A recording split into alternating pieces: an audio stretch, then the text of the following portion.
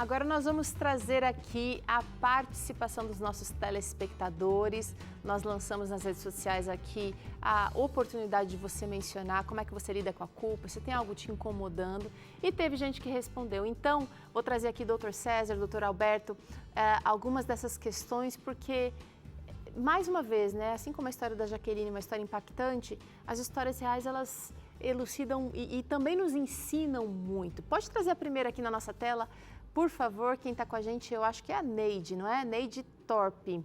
Olha só, em 2005, diz ela, eu recebi a triste notícia de que a minha mãe havia sido levada às pressas para um hospital. Quando retornou para casa, parecia que iria se recuperar, mas teve uma outra crise e retornou para o hospital. No segundo dia que eu estava ficando com ela, ela me pediu que eu fizesse um caldo de legumes e levasse escondido em uma bolsa. Eu fiz, ela tomou e em seguida teve outra crise e faleceu. Um dos meus irmãos disse que eu matei nossa mãe. E o boato rodou entre os parentes e eu me pergunto, será que as minhas ações causaram a morte da minha mãe? É a pergunta da Neide aqui, que dá vários detalhes e eu já, assim, posso dizer que eu sinto muito por isso que você está passando, por essa sensação que você está enfrentando, mas eu espero que várias das nossas conversas aqui ao longo desse programa hoje possam estar te ajudando, tá, Neide? E aí, doutor César? É difícil a gente dizer, porque a gente não sabe que tipo de crise foi essa, né? Mas uma coisa que me chamou atenção é que foi a terceira crise dela. Na terceira crise ela morreu. Então ela teve uma crise, depois foi internada uma segunda vez. Então ela tinha uma complicação que levou à internação mais de uma vez. Então ela tinha uma doença que não tem a ver com o caldo que você deu, né? Se o caldo fosse a causa-morte dessa mãe aí, muito provavelmente não deve ter sido, então ela teria que ter tomado caldo antes para morrer e tal. Agora, se perdoa, sabe? Se perdoa assim dessa cobrança tão pesada. Deus pode te ajudar para você aceitar essa perda. Às vezes demora muitos anos, 2005 para cá, pode demorar muitos anos. Apesar de que a aceitação de uma perda, tem cientistas que falam que é de 3 meses a 1 ano, tem outros teóricos que falam que até 2 anos, mas às vezes a pessoa fica com um resto de culpabilidade muito mais tempo do que a gente gostaria, né? Então, Deus pode te dar esse poder de você descansar dessa culpa, porque também pensa no seguinte, Deus não permite que nenhuma pessoa morra por acaso, ou Deus não fica distraído. Então, Deus sabia o que estava acontecendo, tá? Não fica tranquila em relação a isso aí, não é, Alber? Ela menciona os familiares ali também, trazendo uma pressão ainda maior para o contexto. E dá um recado aqui para a Neide, que talvez, ao invés de ter causado a morte da sua mãe, e é muito provável que você não fez isso, temos aqui um médico, né, dizendo que não é o caldo que vai provocar uma complicação num aneurisma. É bem provável que você tenha feito o último pedido dela, tenha feito a última demonstração de carinho que ela pediu. Então, tenta olhar as coisas por esse lado. E com relação aos irmãos e as outras críticas, às vezes é natural, porque às vezes as pessoas estão ali procurando um culpado, também não aceitam a situação. Então, perdoe isso que eles falaram de você e tenha consciência que é muito provável que você tenha demonstrado o último ato de carinho para sua mãe. E isso tem muito valor. Você não deve carregar culpa por conta disso. Que lindo ouvir essa virada aí na sua história, viu, Neide? Eu espero que você receba essas palavras. Quem mais está aqui com a gente, que comentou aqui as nossas redes sociais, foi a Luzimar da Costa. Ela disse que durante a criação das filhas, o pai era muito ignorante e em muitas situações, diz ela, eu estava perto, mas nunca interferia na correção dele. E nas minhas correções, no entanto, ele sempre me desmoralizava. Ela não diz aqui qual foi o desfecho dessa situação, mas dá a impressão de que hoje ela enfrenta assim, essa culpa por não ter se posicionado, doutor César, e talvez assim, esperando que os resultados fossem diferentes com as filhas hoje. Às vezes a pessoa idealiza, né, um comportamento ou idealiza uma resposta comportamental e quando não acontece fica frustrada e se culpabiliza, né? Tem que aceitar a parte que talvez tivesse que ser um pouco mais proativa, um pouco mais incisiva, um pouco mais participativa, até um pouco mais cobradora, no bom sentido da palavra, né? Aceitar. A gente precisa aceitar em algum momento da vida que a gente errou como pai e como mãe, em vez de ficar se martirizando a vida inteira, né? Porque é impossível existir um pai e mãe que nunca erre. Por mais que a gente ame nossos filhos, a gente tem as nossas próprias limitações.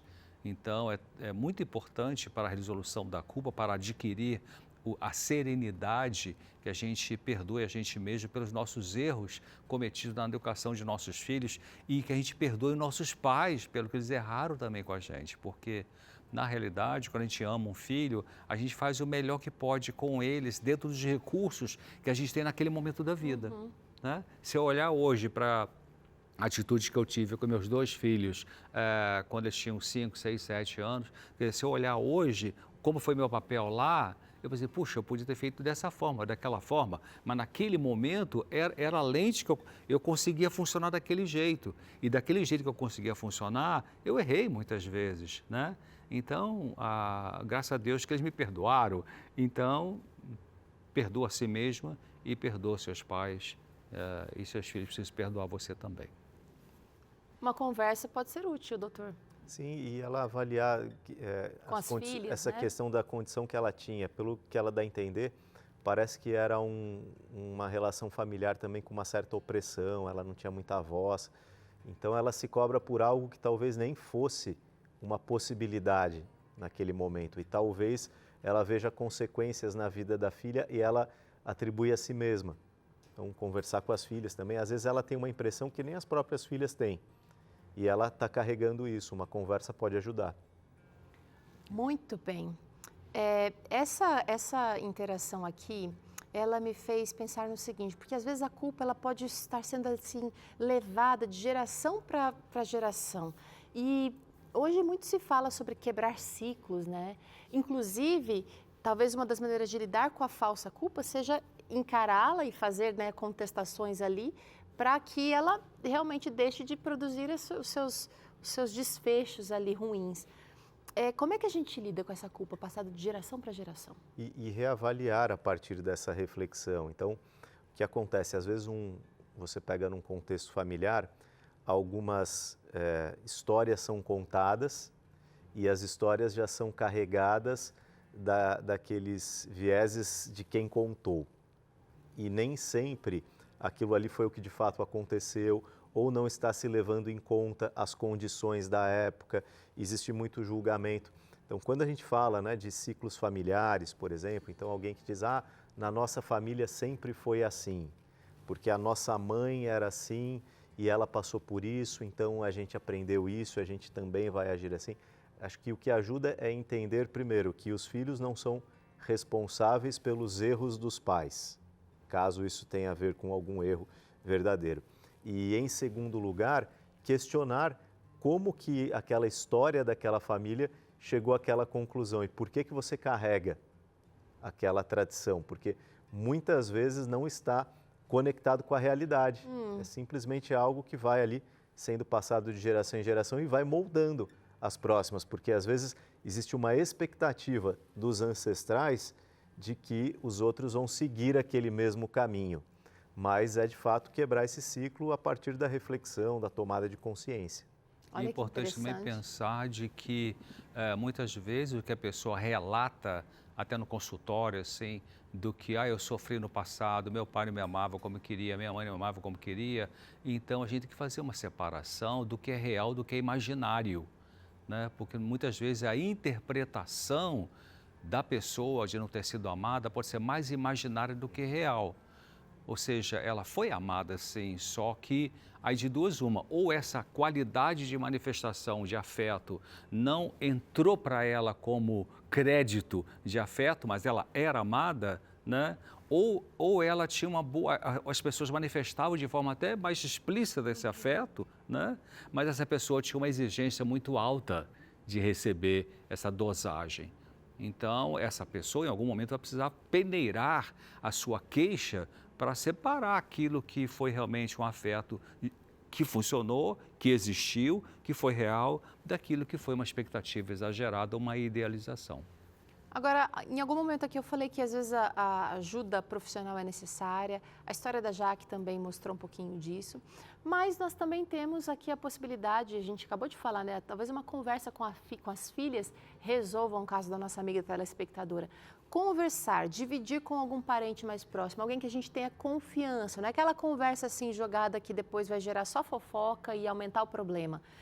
Ajuda de fato a aliviar talvez os sintomas da culpa, ou talvez a elaborar melhor essa culpa, gente? Pode ajudar com alguém que seja de confiança, que você sabe que não vai trazer um julgamento, que está apto a te ouvir, que pode te apresentar outros pontos de vistas complementares. Então, sim, ajuda, porque tem a ver primeiro com a tomada de consciência e às vezes é um passo no próprio processo de confissão, da pessoa admitir para si mesma que algo precisa ser feito, ou o contrário, ela se conscientizar de que não, estava tudo certo ali, eu estou carregando algo que eu não precisava carregar.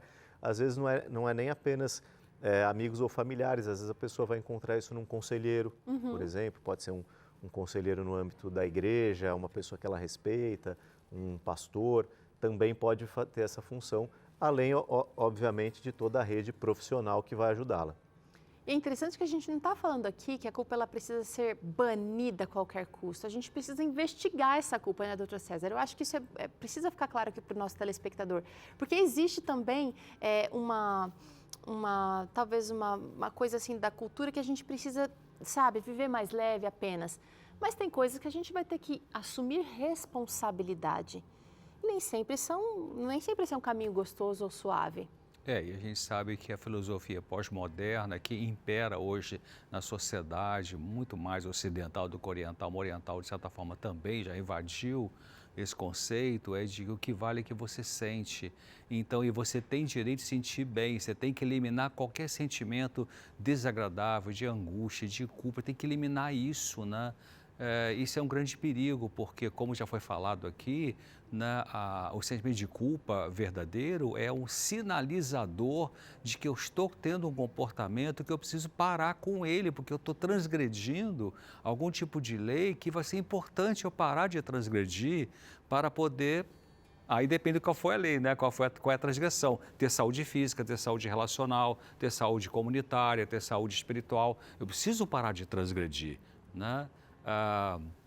Quando a Bíblia fala de santidade, por exemplo, sede santos porque eu sou santo, né? O contexto bíblico de santidade é o amadurecimento, é o processo de crescimento com pessoa. Parar de mentir, parar de trapacear, parar de manipular, parar de me enganar, parar de agredir as pessoas, parar de roubar, né? Parar de ficar me atacando também, parar de ficar me depreciando, parar de ficar egocêntrico. Então, é um processo que Deus nos ajuda, quando a gente quer a ajuda dele, da gente entrar nesse track, nesse trilho, né, de crescimento espiritual. Então, faz parte desse crescimento espiritual eu admitir a culpa, que se ela é verdadeira e se ela é falsa, então Deus vai me ajudar a não andar ansioso pelo dia da manhã, alguma coisa vai aliviar isso aí, né? Mas o mundo moderno, o pensamento pós-moderno, ele quer acabar com toda a culpa, porque você não pode ter culpa, né? Ter culpa é anti-ecossistema, ter culpa é anti-paz interior. Isso é uma falsa solução. Eu quero trazer aqui o tema do perdão, também nesse contexto de ajudar a gente a tratar o sentimento de culpa. Doutor, quero ouvi-lo, porque o perdão, ele liberta muito, tem um poder, mas é difícil a gente, às vezes, chegar até ele. É fundamental, porque, vamos dizer, alguém que tenha uma culpa em relação a uma outra pessoa, você, de fato, feriu, magoou, você receber esse perdão ajuda no seu processo de recuperação, de amadurecimento pessoal, de cicatrização dessa ferida. E, em muitos casos, isso não é mais possível, você não consegue mais, mas sempre é possível você se perdoar também, você entender que você mudou, você é uma pessoa diferente, você não agiria mais daquela forma. E quando a pessoa tem também a visão religiosa, ela se reconciliar com a sua crença maior. Então, se reconciliar com o Criador, por exemplo, saber que ela foi perdoada. Aí toda a noção de graça, ela é um fator de saúde mental assim poderosíssimo também para quem sofre com a culpa. Que legal. Gente, eu quero trazer mais um testemunho. Nosso tempo está acabando, mas eu preciso trazer esse testemunho. Põe na tela, por favor. A Leia Ribeiro diz que, graças a Deus, não tem problemas com a culpa, porque ela tem feito de tudo para ser uma pessoa que leva alegria aos familiares e aos amigos. Tem gente que é mais bem resolvida, né? Pisou Sim. na bola, já se perdoa, já perdoa o outro também. Existem essas pessoas. Sim, é verdade, já resolveu a questão da culpa, né? Ela está em paz com ela mesma, está em paz com Deus, está em paz com as pessoas.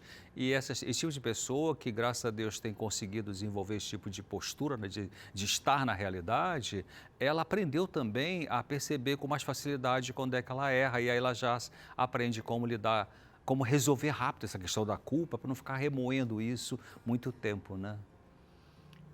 Doutor, temos poucas pessoas no mundo assim, mas elas são pessoas úteis e necessárias. E que aprendeu, com certeza isso foi algo que ela aprendeu a lidar com esse sentimento. Isso não significa que ela nunca errou. Não tem problema na vida. Exatamente, mas que ela aprendeu a lidar com isso, aprendeu a receber perdão, pedir perdão e lidar com essa culpa de uma forma mais saudável. Isso é possível. O grande caminho para isso é esse conhecimento de si, dos seus valores, dos seus princípios e de que caminho você quer trilhar. É isso, gente. Foi muito bom você acompanhar esse Vida e Saúde hoje, não foi?